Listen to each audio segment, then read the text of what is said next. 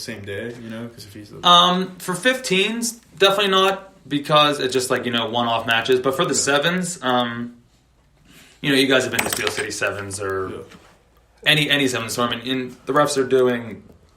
like 7, 8, sometimes 10 matches. When we were out at the qualifier event, they try to limit you to like 4 or 5. Oh wow! Just from a freshest point of view, that they've done studies like when your body's breaking down, that's when your mind breaks down too. So they try to keep you fresh. When your body breaks down, like fatigues, then so does your mind. Yeah. So they kind of use those sort of studies to like keep you fresh. And I think like 5. They don't even like doing the max they would want to do is 5 on a day. That they allocate so many refs to make sure you can maybe do as many as 4. Yeah. And that's just because at the end of the day it's a service to the team, service to the players. They want to be doing their best. They want the best out of you. Exactly. Yeah. So it's different at different levels to answer your question. And I think I even looked into. If you're watching, like, U.S. Eagles, Carl Niles, Perry Baker, the HSBC 7s tour, I think those refs on a weekend or on a day will only do maybe 2 a day. And, like, on those weekends where it's, like, 3-day tournaments, they might only do, like, 5 across the 3 days. Because it's that even more level. Well, I guess it's so fast that you got to... Yeah, and, like, I mean, they're some of the fastest human beings, let alone athletes. So the refs that got to keep up with that. Like there's one American ref that was recently on the tour for a year or two, one of the more accomplished refs in the U.S. So I got to meet him once and kind of talk about it. And they limit you. Like he obviously can't do USA matches or any matches that like would affect USA. So I'm not sure exactly where he was in the pecking order, but unfortunately for him, he didn't get to do a lot of semifinals or finals recently because they've been so good.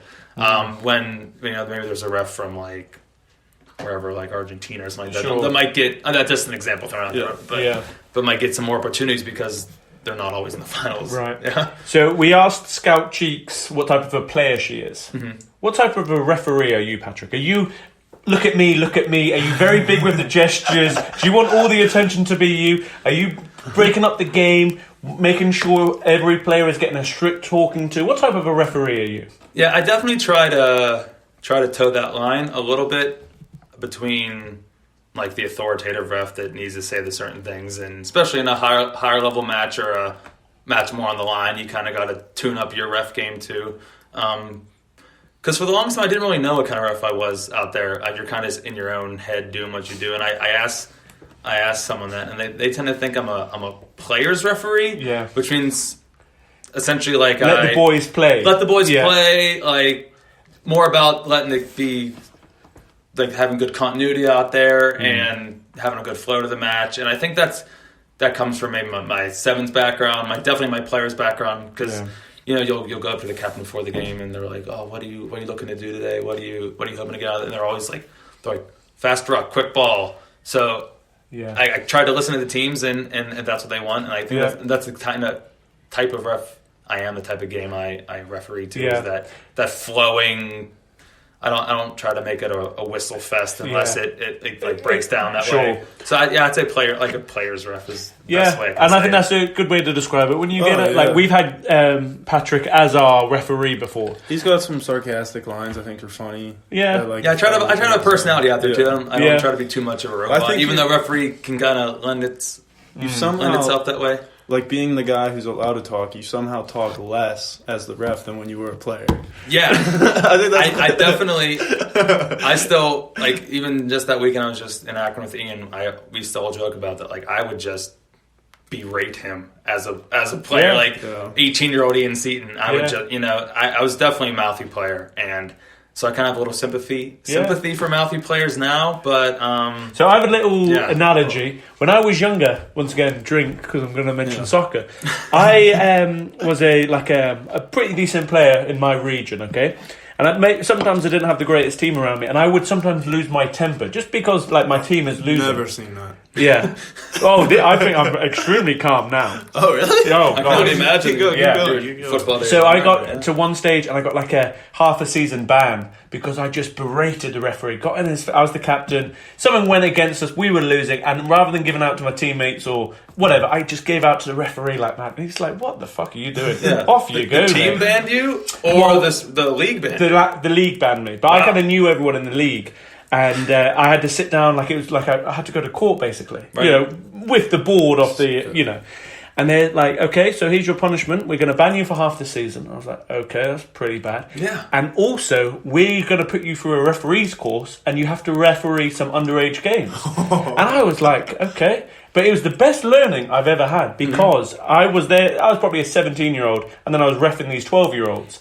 And they were just giving me all this, so you get it a little bit. And then it was just like, okay, now I have to be really nice to the referee. And I think maybe I might get... I don't really think I give out to my teammates too much. Get a card by one of your best friends, Snuggles. Dan Houlihan. Okay. I think he gave you a yellow for... I've never received a yellow in rugby. Are you sure it was like a 100%. sevens? Yep. You said, oh, fuck, or something. I just said in a game where it was, we were playing a game, I kicked the ball and I chased it and we were going into the end zone and I went to put it down and I thought I got a try and the referee, whose name is irrelevant, says, he whistled it up and he said maybe I knocked it or I put it down and I was outside. And I just said, fuck off. But not to the referee, just like an American would say. Your emotion, an American might say, no way, man. I just said, fuck. Yeah. Basically. But it was, fuck off. Yeah. And then I remember we did have David Bonorato on the bench and he's like, you were so lucky. I was like, was I? He still talks about it to this day. I was like, I didn't really tell him to fuck off. But yeah. So, you're a player's player. Yeah. You used to play, you want to bring that into and I definitely look back when I played and I regret doing what I did and what I said to referees. It's definitely kind of molded the type of referee I am now and maybe the way I talk to players that do that to me. So I just tried to learn from it and grow from it because I was definitely the chatty player like you said and refs always come up to me afterwards and maybe like, I know you're out there, you're knowledgeable, that's why you're talking and stuff, you're seeing stuff. And it's kind of got me thinking about being a referee. I kind of always knew I would be a referee. And I just couldn't hold it in as a player, but now I get to kind of express it out there as the ref, so it's a little different. So freaking hard what you guys do. Like, there's 30 dudes on the field, and I'm guessing, I don't know what they teach you. Your main focus is where the ball is, right?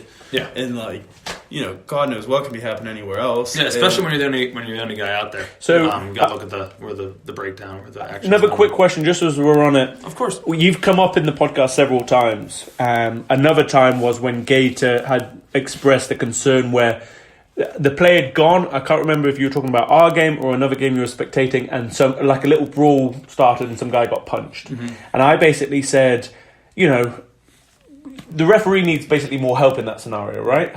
Mm-hmm. You have someone who is a touch judge. Are they allowed to make calls? If it's just like you're giving the flag to a South Pittsburgh hooligan substitute, right? Are they allowed to come up to you and say, excuse me, there was a brawl there, that is a straight red card? Or do you take that on board, or how does that work? Yeah, just so in a local match like that, I guess that kind of is the line you have between touch judge and assistant referee.